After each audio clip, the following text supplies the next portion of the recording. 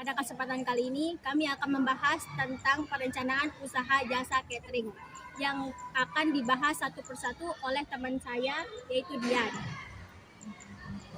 Perencanaan ide atau gagasan usaha yang dimana nama usaha kami yaitu Pidikidi Kitchen.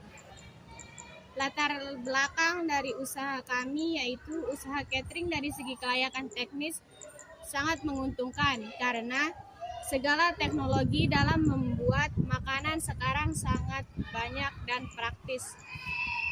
Yang ketiga, untuk finansial atau modal, kami peroleh dari dana pribadi untuk membeli bahan-bahan makanan, sedangkan untuk alat-alat tersendiri kami menggunakan alat pribadi. Yang keempat, untuk melakukan analisis terhadap kondisi persaingan usaha catering kami, maka kami menggunakan analisis yaitu dengan cara membandingkan usaha kami dengan usaha yang lain. Yang kedua yaitu perencanaan sumber daya. 1. Bahan yang digunakan dalam usaha catering kami, jelas kami menggunakan dari bahan yang segar dan premium seperti sayuran, buah-buahan, bumbu rempah, beras, dan bahan tambahan yang lain. Yang kedua, untuk peralatan yang kami gunakan seperti wajan, piring, oven, dan alat masak lainnya. 3. Metode dalam usaha catering kami yaitu job production. Maksudnya adalah setiap pesanan produk akan kami selesaikan terlebih dahulu sampai kami akan menerima pemesanan lainnya. Yang kedua yaitu batch production. Maksud dari metode ini yaitu setiap bulan atau minggunya mengubah tema makanan. Contoh bulan ini Korean food, masakan daerah, bulan depan dengan tema yang lain juga. Yang ketiga yaitu money. Sumber pendana yang digunakan adalah dana milik sendiri. Perencanaan, biaya dibagi menjadi biaya produksi dan biaya operasional. Biaya produksi terdiri dari biaya bahan baku, biaya produksi, biaya tenaga kerja langsung, dan biaya komisi penjualan. Sedangkan biaya operasional dibagi menjadi biaya pemasaran, biaya penyusutan, dan biaya umum dan administrasi.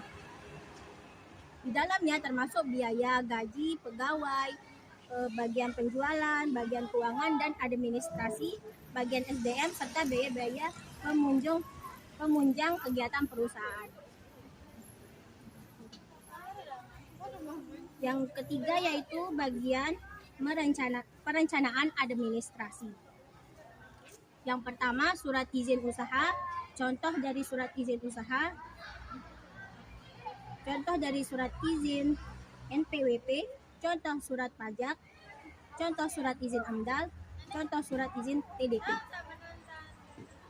Yang kedua yaitu surat menyurat, yang dimana telah diterapkan contoh di bawah ini: surat perkenalan, surat permintaan penawaran, surat penawaran, dan surat pemesanan, dan surat pengaduan.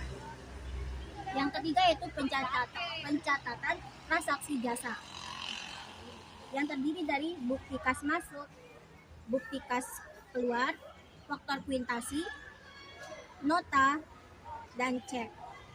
Yang keempat yaitu perencanaan proses produksi, yang dimana proses produksi ini terdiri dari tempat usaha, denah lokasi tempat usaha, denah layout mesin dan peralatan. Yang keempat yaitu proses produksi dan kontrol kualitas produksi, yang dimana alur proses produksi ini terdiri dari pengolahan awal bahan baku, pembentukan pengolesan, penyelesaian, penjagaan dan pengawasan mutu, pendistribusian barang hasil produksi. Yang selanjutnya yaitu kontrol kualitas produksi, yang dimana terdiri dari membuat rencana, melaksanakan rencana, melakukan pemeriksaan maupun penelitian dari hasil yang akan dicapai, yaitu perencanaan proses pemasaran. Yang pertama, rencana perhitungan biaya produksi dan harga jual. Biaya produksi diperhitungkan selama proses pengolahan produk dalam suatu bisnis pada perusahaan manufaktur, yang telah kami susun di bawah ini. Yang kedua yaitu rencana promosi. Dalam rencana promosi ini terdiri dari dalam mempromosikan barang dan kami mengoptimalkan media sosial sebagai pemasaran, yang terus membuat anggaran dan promosi, menawarkan sampel produk, menjalankan dropship atau reseller, menjalin hubungan baik dengan pelanggan, memanfaatkan strategi digital marketing. Selanjutnya, rencana analisis kepuasan pelanggan. Kami mengoptimalkan memberikan pemasaran menarik, menjaga kualitas produk, tanamkan nilai kejujuran kami, menyikapi keluhan pelanggan dengan ramah, pelayanan dengan ramah. Selanjutnya yaitu modal usaha, di mana modal usaha ini terdiri dari rencana modal usaha, mencari rekan bisnis, pinjaman bank, memanfaatkan tabungan pribadi kami. Selanjutnya yaitu perencanaan pembukaan usaha. Yang pertama yaitu schedule atau penjadwalan perencanaan usaha kami, yaitu minggu pertama kami menentukan konsep usaha catering, minggu kedua kami mempersiapkan keterampilan, minggu ketiga kami mempersiapkan tempat usaha dan perlengkapan, minggu keempat kami mempersiapkan waktu, minggu kelima kami menetapkan jumlah tenaga kerja, minggu keenam kami menentukan jumlah bahan-bahan produksi yang kami butuhkan, minggu ketujuh kami mencari pemasok, minggu ke-8 kami menyiapkan pembukaan atau opening perusahaan dengan cara promosi pada minggu pertama pembukaan. Yang kedua yaitu perencanaan perekrutan karyawan dan pembagian tugas, yaitu menganalisis kebutuhan posisi. Kedua yaitu perencanaan perekrutan karyawan dan pembagian tugas. Yang pertama yaitu menganalisis kebutuhan posisi, merencanakan proses rekrutmen dengan baik, pasang lowongan, dan melakukan wawancara langsung. Yang ketiga yaitu grand opening atau pembukaan usaha. Akan resmi kami buka pada tanggal 20 Maret 2023. Keempat yaitu jam kerja usaha. Di sini kami mengambil shift pagi dari jam 7 sampai jam 11.